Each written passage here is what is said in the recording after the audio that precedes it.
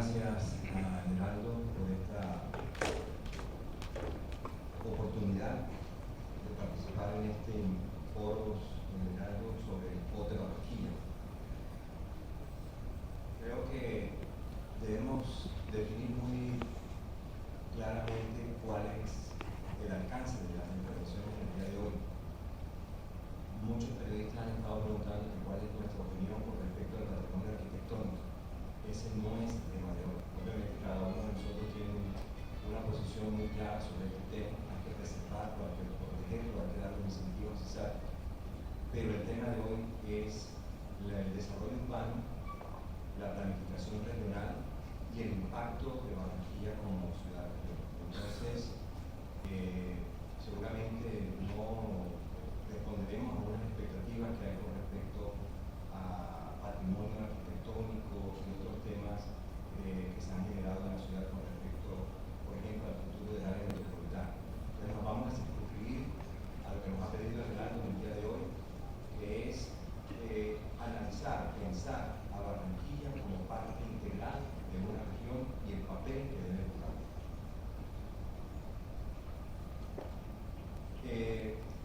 Voy a hacer mucho énfasis en la parte que corresponde a lo que tuvimos la oportunidad de trabajar con el Centro de las Naciones Unidas para el Desarrollo Regional.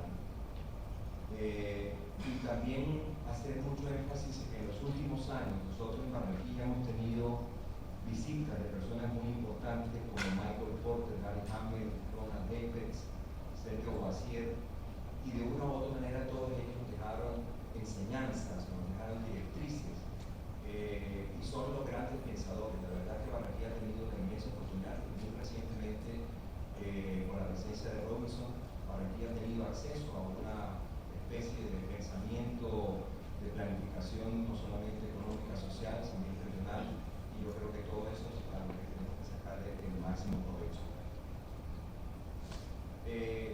Tenemos la planificación del ordenamiento municipal y la diferencia entre el planeamiento y el ordenamiento urbano y el ordenamiento regional.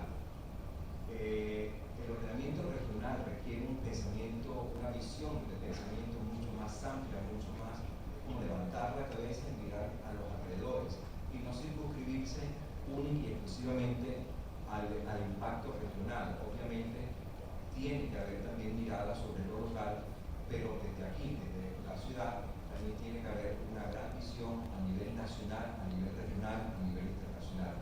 Entonces, eso requiere que se establezcan diálogos. Lo más importante es establecer diálogos con todos nuestros vecinos, de tal manera que realmente nos podamos convertir en esos líderes a nivel territorial regional, articular soluciones coherentes, eficacia económica, en fin, hay una especie de reglas, de normas, que son las que hemos recibido durante toda esta visita. El ordenamiento urbano requiere definir precisamente esa estructura urbana por parte de la administración municipal, ver cuáles son los compromisos públicos de inversión y cuáles deben ser entonces los mecanismos que se van a utilizar para hacerlo de una manera precisa y vinculante. Todo esto es la parte teórica que hemos tenido. El desempeño para la integración regional requiere que si vamos a tener un desempeño masivo, colectivo, bueno, tiene que tener mucha capacidad, aspectos financieros importantes, la estructura institucional, mirar cómo es el entorno, chequear cómo es el enfoque gerencial, los factores exógenos, en fin, construir una capacidad, una habilidad para lograr los objetivos. Todo eso requiere de tener una visión completa. Esta es la parte teórica que es a la que nos vamos a referir.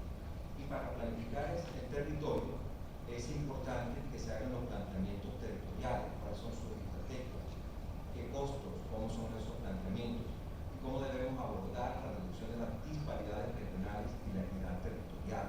Realmente lo que más pesa en este país, y nuestra gran lucha, nuestra gran pelea, es cómo disminuimos esas enormes brechas que existen interregionalmente. Y es porque nosotros no tenemos la institucionalidad sólida que nos permita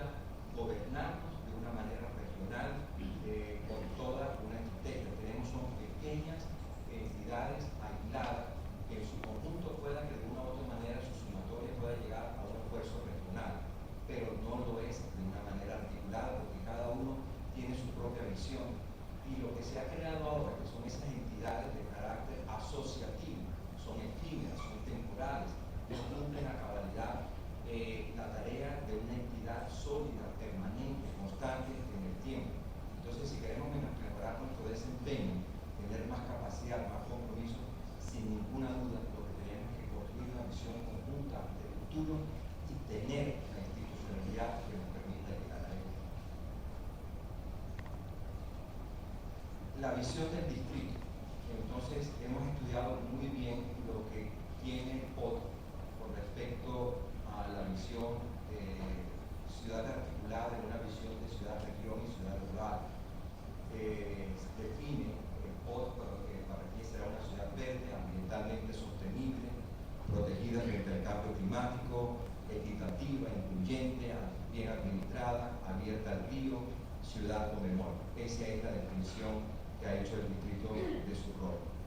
Y nosotros queremos añadir que tenemos que vincularnos a un país, o sea, esa visión de la Barranquilla que tenemos tiene que estar de una u otra manera articulada a una visión de ciudad-región, de una ciudad global, y que tiene que jalonar el desarrollo de los corredores viales con proyectos conjuntos, los proyectos de articulación, de integración, los servicios aeroportuarios, los proyectos turísticos, que garantice eficiencia, calidad, etcétera, etcétera. Entonces, pensar en un país, entender que nosotros muchas veces estamos prácticamente disputando recursos, maneras de desarrollarnos con el triángulo de oro que existe y ellos mismos así lo definen. Nosotros hemos tenido oportunidad de ver cómo, por ejemplo, el programa de diseño de carreteras, el diseño vial del país, en los mapas del propio Ministerio de Transporte, ellos mismos hablan del triángulo de oro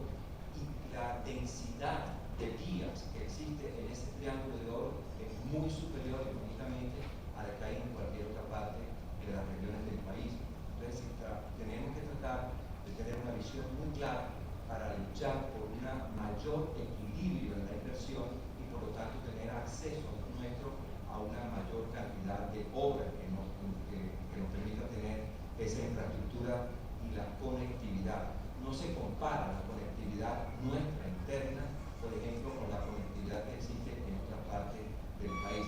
La única conectividad que realmente se impulsa en el país es el conectar el triángulo de oro con los puertos, pero no la interconectividad interna, que es la que nosotros más queremos hacer énfasis en el día de hoy.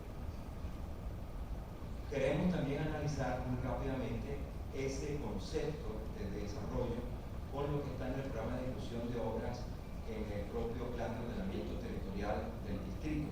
O sea, cómo su filosofía, cómo su concepto, sus criterios, cómo se reflejan en la parte numérica, en la parte de recursos, cuánta plata se le asigna dentro del presupuesto proyectado del distrito a cumplir precisamente esas metas. Y vemos que prácticamente, como lo acaba de explicar muy bien Miguel, creo que estoy repitiendo exactamente lo que presentó Miguel, en el sentido de que los grandes proyectos de carácter regional no se cumplen con recursos del distrito, sino con recursos que el distrito tiene que articular con el sector privado, con el gobierno nacional, para poder cumplir a cabalidad con los proyectos de navegabilidad del río, el puerto de aguas profundas, el puente Pumarejo, la circunvalar de la prosperidad. En el centro de eventos es donde más pone el distrito, 44.000 millones de pesos, y de una u otra manera se convierte entonces la habilidad que tiene que desarrollar nuestro distrito para construir este concepto de regionalidad es sin ninguna duda una gestión ante entidades que tienen los recursos, especialmente el gobierno nacional. Aquí el 8911 es el que nos tiene siempre en la mente que tener una visión muy clara. 89% de los recursos del país los manejan directamente en la nación, solo el 11% se manejan a nivel de departamentos y municipios. Eso hace que cualquier importante cantidad de recursos que uno quiera jalonar tiene que ir a acceder al gobierno nacional. Los elementos, entonces, es muy importante que tengamos una clara visión de cuál es la ciudad-región y cuál es la ciudad global que se tiene que desarrollar completamente en este programa que estamos acá mencionando. Y experiencia de construcción de ciudades, de regiones exitosas, es aquello que logran mucho, eso nos acaba de decir recientemente Michael Porter, lo que logran complicidad nacional, regional y local, lo que logran involucrar a la academia, lo que logran involucrar al sector privado, a los parlamentarios, a los comunicadores, solamente cuando hay una visión colectiva, conjunta, y todos trabajamos en la misma, en armonía, en esa misma directriz, realmente se logran resultados a largo plazo y con proyectos importantes y con toda seguridad exitosos. En ese sentido, yo creo que hay que aplaudir esta iniciativa de Beraldo en el día de hoy, porque apunta precisamente a construir esta complicidad, que todos formemos parte de este proceso, que todos sintamos que estamos involucrados y de una u otra manera la participación colectiva es lo que hace que tengamos resultados. Pero la experiencia para la construcción de regiones exitosas, lo que siempre nos ha insistido la gente de las Naciones Unidas es que tienen que dar o cumplir precisamente con estos pasos que tienen ustedes al frente. Un modelo de ocupación, hay que definir cuál es el modelo de ocupación, cómo va a distribuirse la población. Cuando ya uno tiene claro cómo van a ser esas estrategias, tiene que apostarle a cuáles son los atributos territoriales. Cuando ya tiene uno claro los atributos territoriales, tiene uno que construir las redes urbanos regionales, el de la mitad, cómo es la movilidad, cómo es el medio ambiente, cómo son los encadenamientos. Cuando ya tiene claro eso, entonces pasa al siguiente paso, que es el de la selección de los núcleos de actividad económica especializada. Y por último, define las metas de desarrollo humano, de crecimiento, de productividad, de competitividad, del medio ambiente. Esto es un cuadro muy teórico, sí, lo reconozco, pero yo creo que es el que nos da una tranquilidad en las etapas que tiene que cumplir el proceso de planificación regional, y eso le da a Barranquilla el rol que debe jugar. O sea, tiene que jugar precisamente Barranquilla el rol de integrador. A falta de una entidad territorial regional, hay que abrir los espacios de interlocución que nos permitan precisamente avanzar en un proceso de esta naturaleza. Entonces el POT tiene que quedar definido para el fortalecimiento institucional y coordinación de actores que garanticen una adecuada ejecución y seguimiento de las pautas definidas. Para definir estos espacios de concertación, tenemos que trabajar entonces por nivel, como una especie de anillo, como una cebolla, por anillo, el nivel metropolitano, el nivel local, el nivel metropolitano, el nivel departamental y el nivel entonces regional. En cada uno de esos niveles tiene que haber una acción, tiene que haber un planteamiento, tiene que haber exactamente el proceso de planificación de experiencia de construcción de regiones exitosas. La competitividad es lo que nos obliga a organizar el territorio como un soporte de competitividad y eficiencia para que funcione. La infraestructura es la clave para que podamos realmente tener la competitividad. Sin infraestructura y servicios públicos de calidad no tendremos. Y lo mismo que quiero volver a insistir en la necesidad, y es lo que me parece importante que insistamos que debe tener nuestro foro, la alianza de toda la comunidad entre el Estado, la academia y las empresas. Eso es lo que más tenemos que construir. Si no logramos precisamente que toda la comunidad se involucre, que participe de una manera ordenada y organizada, el Estado con la academia y las empresas, realmente nos vamos a mantener. Siempre habrá voces disonantes atrapando, distrayendo, porque no se sienten involucrados. O sea que desde un principio las empresas, la comunidad, el Estado, la academia tienen que participar en este proceso. Y eso es lo que nos crea entonces una dependencia entre el sector privado y el sector público. La riqueza, es cierto, la genera el sector privado, pero todo lo que haga el sector privado va a depender de su entorno, del negocio. Ya lo está diciendo permanentemente Michael Porter, no puede haber empresas aisladas y tienen cada vez más que tener una responsabilidad social. Tienen que asociarse, tienen que buscar las empresas cómo se involucran de lleno en tener un mejor entorno social, y las empresas tienen que favorecer ese crecimiento social para que finalmente salgan ellos también beneficiados. Pero no puede ser únicamente a través de una acción privada mirando únicamente su propio ombligo, sino que una también necesita que el sector privado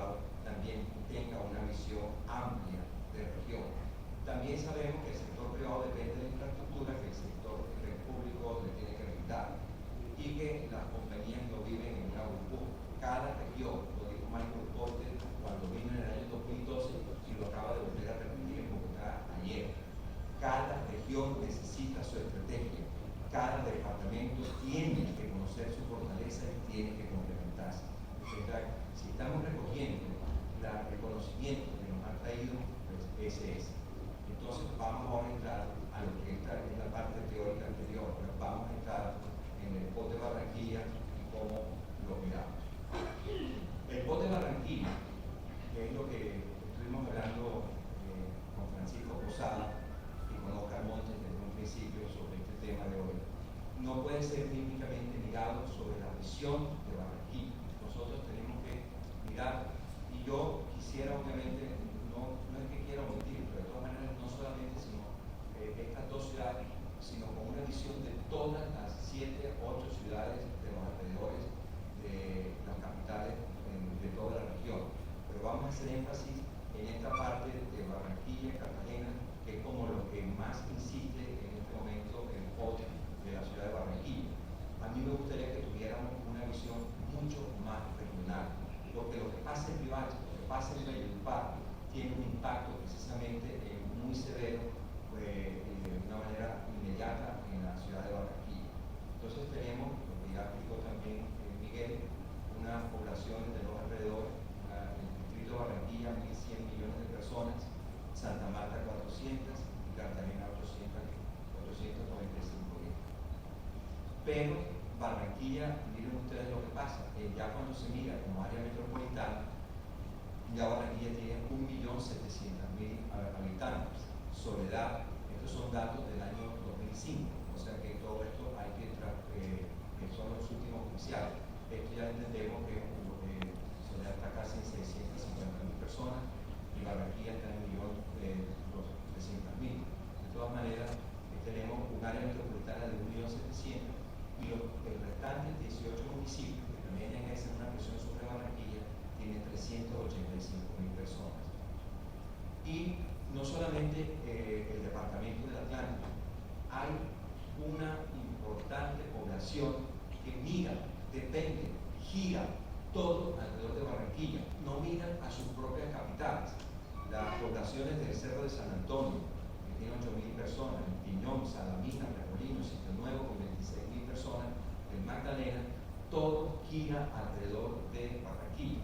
Yo tuve una reunión un día, taponaron una vía como gobernador, taponaron una vía, la carretera oriental, eran los alcaldes de Salamina, Remolino, Sitio Nuevo, El Piñón y San Antonio, que necesitaban que nosotros mejoráramos la vía de Puerto Giraldo, que accede a Perpetuo. Era la única manera en que ellos pueden salir. No estaban pendientes de salir por Tribijay Fundación, no. Ellos, su vida, su mundo gira es alrededor de conectarse directamente con Puerto Giraldo, a donde ellos tienen un ferry y ellos dependen desesperadamente de ese ferry, y cuando la carretera que no tiene precisamente la funcionalidad, obviamente ellos tienen todos los atrasos. Pero también tenemos que mirar el norte del departamento de Bolívar, totalmente integrado a lo nuestro, Calamazo, Sarmiento, Villanueva, Santa Catalina, San Estanislao, San Cristóbal. Todas esas grandes poblaciones son las que realmente hacen que ese es el entorno departamental y el entorno de Barranquilla. Y ese es entonces el núcleo central de planificación, a lo cual nosotros queremos que haya una visión y busquemos un trabajo prioritario de fortalecimiento institucional para que realmente podamos salir adelante. ¿Qué ha pasado? Y esto es lo que yo quisiera hoy hacer énfasis de una manera muy especial. Lo hablaba con Francisco ahorita a la entrada. El área metropolitana. Todos teníamos una gran ilusión con el área metropolitana.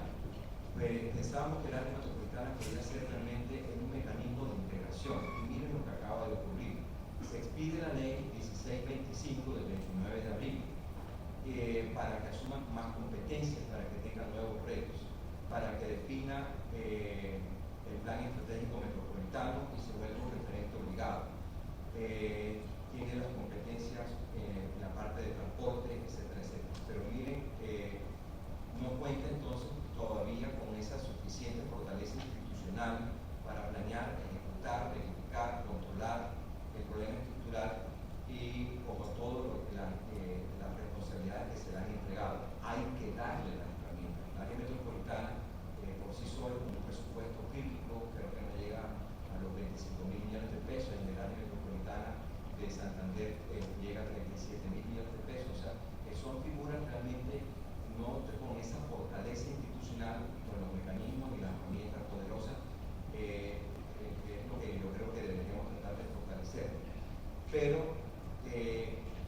esto es lo que yo quiero enfatizar. Esta nueva ley excluye de las juntas de la metropolitana a los gobernadores. Antes el área metropolitana era un sitio donde podíamos ir gobernadores, todos los alcaldes, a hablar con una visión de ciudad metropolitana. Allí nos podíamos poner de acuerdo, interlocutar, poner cada uno un poco de recursos y realmente armar una bolsa común de tal manera que pudiésemos hacer tareas importantes. Y se excluyen a los gobernadores del área metropolitana. ¿Para qué? Para poner un delegado de la presidencia de la República. Yo creo que este es uno de los golpes de recentralización reciente más grandes que hemos tenido. O sea que vamos para atrás como el cangrejo. O sea, en vez de ir fortaleciendo la institucionalidad local con más participación de los sectores locales, lo que cada vez tenemos más en los COCAP, en los COCONCA, en todas las entidades que se han formado, siempre hay representantes del gobierno nacional. Entonces siempre no habrá ninguna posibilidad de sesionar si no llega el funcionario de la presidencia y las decisiones se toman únicamente si el delegado está de acuerdo. Entonces cada vez tenemos menos capacidad de manejo, menos capacidad de decisión, cada vez somos más dependientes del centro y yo creo que esa minusvalía mental es la que realmente nos hace tener una visión global reducida. Eso es, los municipios pequeños, hay que reconocer que no cuentan con los recursos para adelantar proyectos de gran magnitud. Entonces, la herramienta que tenemos que fortalecer alrededor del área metropolitana en Barranquilla es obviamente el área metropolitana. Yo quiero hacer énfasis en lo que nos tocó a nosotros. Tuvimos la oportunidad de trabajar precisamente un documento, es ese que está aquí retratado, que es un documento que se hizo de planificación prospectiva, Atlántico 2020. Quería planeación nacional que todos los departamentos tuvieran una visión 2020. Era un símil que se hacía con la visión perfecta. La visión 2020 es la visión perfecta y por lo tanto todos teníamos que construir nuestra visión 2020. Casi que el primero y creo que el único que lo hizo realmente fue el Departamento del Atlántico. Y es una guía muy importante para el desarrollo del departamento y de toda su área metropolitana. Yo creo que importante es que allí tomamos, en ese Atlántico 2020, no mirábamos al Atlántico solamente, sino que teníamos una visión de un corredor de desarrollo de metrópoli regional. Yo quiero recordar hoy a quien más nos incluyó. Yo fui, creo que el primer ciudadano que manejó el criterio de área metropolitana, que eran los años recién ingresado a la Universidad del Norte. Se creó una oficina que se llamaba área metropolitana adscrita a la Planeación Municipal y todos los días iba allá un señor con los pantalones, era Manuel Carrera, nos regañaba todos los días, era una persona fantástica y nosotros lo adorábamos porque hablaba y nos daba siempre una visión. Era el gran arquitecto del edificio García, del Teatro Colón, en fin, múltiples obras, pero era un visionario y él nos decía: verán, ustedes están equivocados, veo que los planos que manejan es únicamente aquí de Barranquilla, ustedes esa ciudad no sirve, tú tienes que empezar a impulsar y construir Cabasarí. Entonces, Cabasarí era Cartagena, Barranquilla, Santa Marta y Riohacha.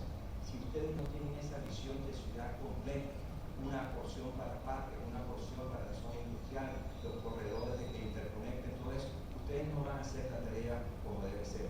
Entonces, de una u otra manera, todo este proceso es también como un homenaje a esa visión que tuvo. Y la gran conclusión a la que nosotros llegamos fue a esta fue el gran resultado de esa visión regional. Un tren regional de cercanías, el sur del Atlántico, que tiene un volumen de obras importante, la construcción, los corredores viales, es el de la Ruta Caribe, a la que logramos adicionarle también la parte de transporte alta, una vía que la gente todavía no ha visto, pero ya está prácticamente construida, pero como se ha construido prácticamente sin que la gente acceda a ella, es la que va a Palmar, Urruco, Sabana, doble calzada. Eso va a ser, sin ninguna duda, una de las vías más importantes que integrar todo eso que se hizo también con el doctor Rosado en su época también de vías. Se integra desde Malambo, llega hasta en la parte que corresponde a Santo Tomás, Sabana Grande, Santo Tomás y Palmar de Varela, va a ser como una especie de circunvalar y sale acá hasta Sabana Grande. Entonces, estos van a ser los corredores viales, una zona turística y todo eso con Barranquilla como el centro de atracción principal.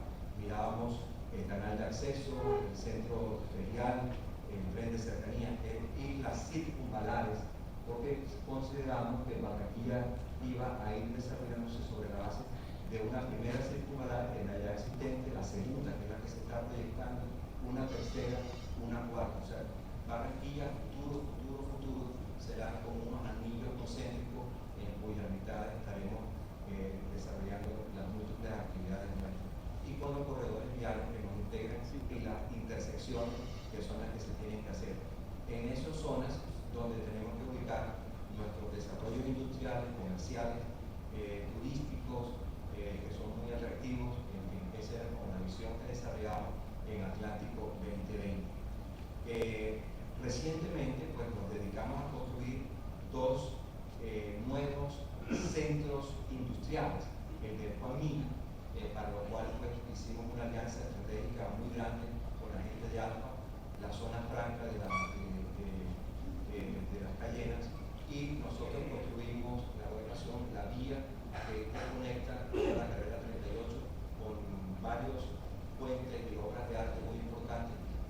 La Juan Mina es una vía que antes tenía 30 centímetros de espesor, con una capa de rodadura de 5 centímetros. Eso los carros de la basura, pues obviamente la destruyeron. Ya la gente no se acuerda de eso, pero estuvo totalmente destruida y ahora tiene una carretera que tiene 1,70 centímetros de espesor y con todas las características de una vía para que pueda aguantar tráfico de alto tráfico. Y lo mismo que se hizo también con la zona nueva industrial de Galapa, haciendo una alianza estratégica con la gente de la zona franca Sofía y todo un grupo de empresarios judíos que empezaron a creer en esa zona, empezaron a invertir en esa zona, y por eso fue que jalonamos la construcción de la vía, la doble calzada a Galapa. Entonces, Barranquilla, que antes tenía una zona industrial en la vía 40, ahora tiene la zona industrial Juan Mina, la zona industrial Galapa, la zona industrial Malambo y la zona industrial de la vía 40. Entonces, yo creo que cambiado la fisonomía industrial de nuestra ciudad, y yo creo que eso, de una u otra manera, es lo que tenemos que cada vez profundizar y tener todos los mecanismos de trabajo para poder avanzar en eso. El Transmetro de Soledad también fue una excelente oportunidad de trabajo colectivo. El 55% de los usuarios del Transmetro los origina Soledad. Todas las rutas alimentadoras fueron posibles porque la gobernación en su momento hizo pues, todos los trabajos que permitieron la parte de agua, de alcantarillado en todas las villas, Villa Adela, Villa María, Villa Adela, en fin, esos son como 42 villas que hay entre la carrera 30 y la Uribe, entre Uribe y hacia allá, hacia los Robles. Se hicieron todas esas rutas alimentadoras, que eso fue el equivalente a haber pavimentado el 39% de las vías de Soledad. Ese fue un salto gigantesco que dio Soledad, que está dando Soledad precisamente con esta obra de Transmetro. Y también lo explicó Miguel, los diseños para los retiros que empezamos a pensar como la segunda fase. Nosotros trabajamos siempre sobre la base de que la segunda fase del Transmetro debía ser precisamente la vía que venía de la carretera oriental. Eso especialmente, y las dobles calzadas entonces rurales para acceder a Barranquilla, Soledad, la integración del Transmetro con la ruta Caribe, Sabana Grande, Palmar de Varela, los dos puentes que se hicieron, que está en Sao, que ya se hizo la primera parte, todo el mundo ve que ese puente, que es apenas la parte que corresponde al futuro Transmetro.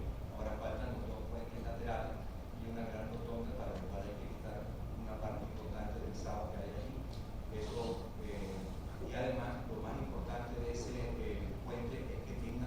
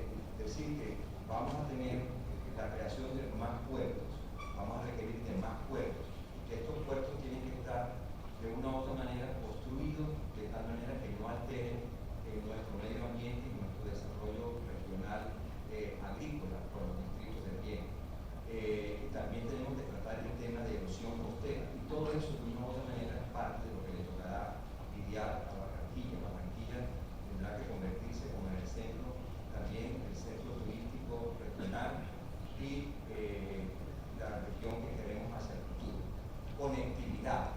Yo creo que este es el tema más importante a nivel regional que tenemos que trabajar. Ya la gente no se transporta, la gente se conecta. Y para que la gente se conecte, tiene que tener este principio. Tiene que haber transmisión, tiene que haber intercambio, tiene que haber optimización. Todo esto era lo que hablábamos con la gente de las Naciones Unidas y del INTA, que nos apoyó en todos los ejercicios que hicimos de Atlántico 2020. Hay que potencializar, hay que fortalecer. Tenemos que tener más conocimiento, más recursos para ordenar, para conectar, conectar para competir, competir para progresar. Miremos cómo está Barranquilla. Barranquilla es el sur del Caribe. Barranquilla es la cabeza del sur del Caribe. Por eso es que la gente de las Naciones Unidas nos ponía este plan de esa manera. O sea, Barranquilla queda en la mitad, Cartagena, Santa Marta. Entonces, para que nosotros nos acostumbremos, nosotros nos vemos siempre al norte y nosotros realmente, si miramos desde el Caribe, somos el sur. Entonces, ellos decían que ustedes tienen que tener esa visión porque ustedes son los que son cabeza de un proceso, pero también es importante que entiendan cuál es su ubicación geográfica. Y por eso siempre nos ponían así al revés. Nunca mirábamos de esa manera y nos tocó mirar. Vieron ustedes cómo es la Sierra Nevada, la Sierra de Mallorquín, etcétera, etcétera. Y cómo se interconectan a nivel mundial los países, las naciones, las ciudades. A nivel, y decían ellos, también los técnicos que siempre estuvieron con nosotros, que la única manera de planificar es con visión territorial regional. Las costas se planifican siempre como en conjunto, no aisladamente. No puede haber la planificación o la visión de ciudad planificada única y exclusivamente desde una visión estrictamente individual. Es un error. En España está todo articulado en la parte sur, lo mismo que en Francia, lo mismo que en la parte turística de Italia. De la misma, y este es como lo que también lo tienen el asesor era Pedro Ortiz, que también de las Naciones Unidas, teóricamente, muy rápidamente, esto es lo que ellos hacen: integran las ciudades con las ciudades intermedias, las conectan, las conectan, las intersecciones, las zonas de servicio, y van construyendo también las zonas.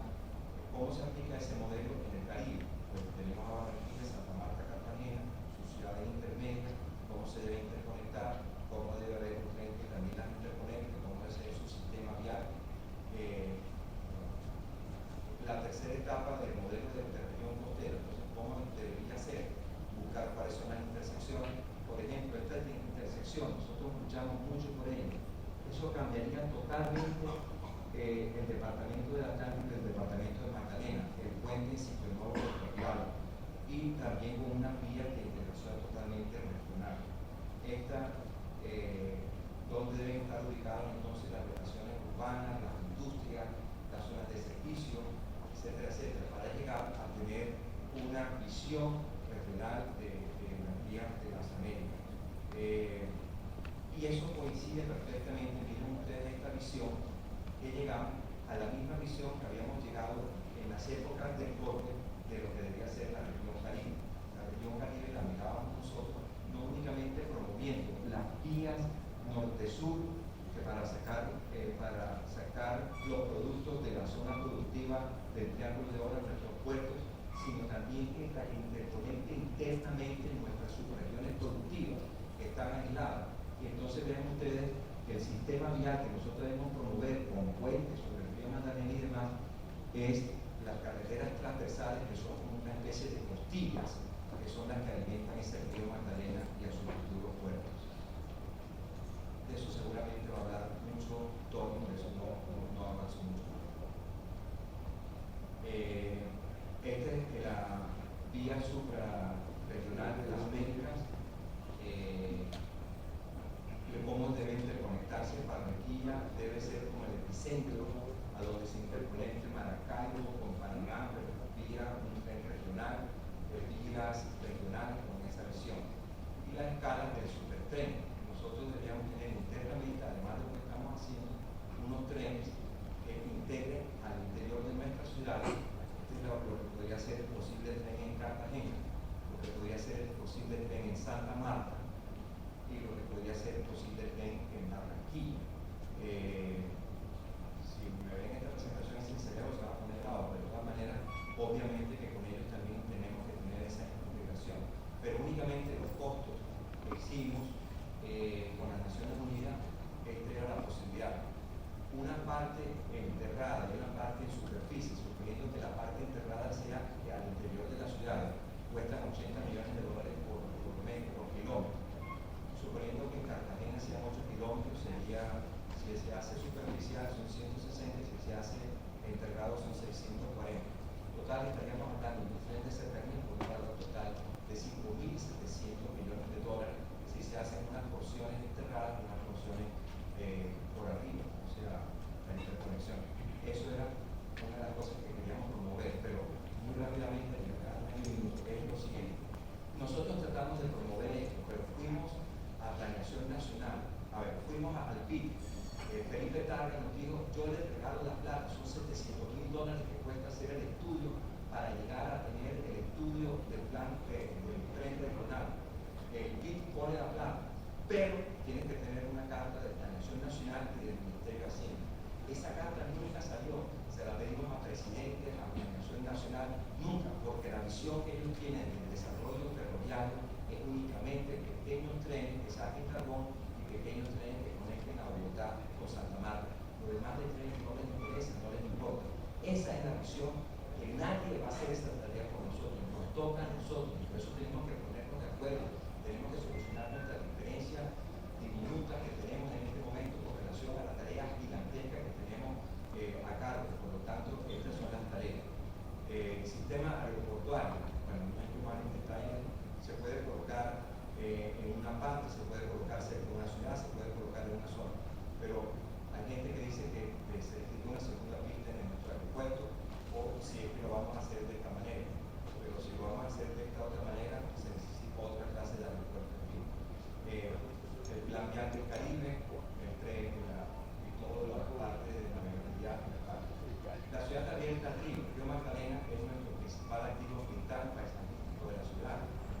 Debemos tener nuestra visión, lo que hemos invertido en esta parte que corresponde.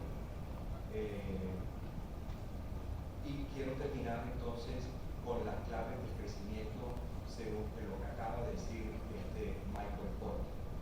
¿Tiene algún desafío en particular? Miren lo que me dice. Considero que la próxima frontera en materia de reforma en Colombia debe darse a nivel regional. No lo digo yo, lo digo yo que ahí está otra vez hablando lo mismo siempre. No, ya lo dice Michael Porter, entonces ya como dice Michael Porter, ahora sí tiene que ver más la gente aquí. Hay muchas rigideces en el ámbito local e inmensas diferencias entre diversos sitios del país. Lo que pasa con las regalías, cómo se invierte bien más en uno u otro lugar, es elocuente. O sea que es definitivamente lo que queremos. Que nuestro futuro depende del poder de recuperar el tiempo perdido y hacer lo que nos corresponde. Eso es lo que queremos inculcar, una visión regional, y Barranquilla, en nuestro centro, tiene la obligación de ser el gran jalonador de esa visión regional. No podemos únicamente mirar a nuestro propio ombligo, tenemos que tener esa visión regional y actuar como los grandes actores de la transformación